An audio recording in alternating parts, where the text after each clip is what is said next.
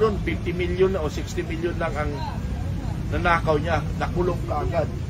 Ngayon, billion, trillion pa. Hindi pa nakukulong. Ngayon, nung nag-retired ako, na-realize ko, wala pala sa bundok ang kalaban.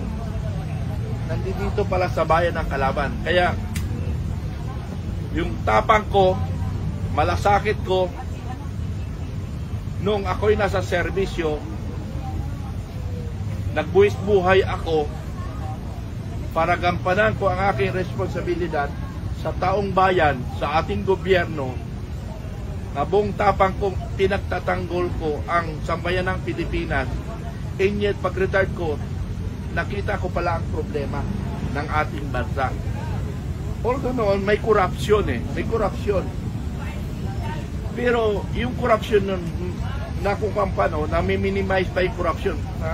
Thousand lang noon in our time. Yung million na 50 million na si General Garcia, 50 million na si General Garcia, na nakakulong ngayon sa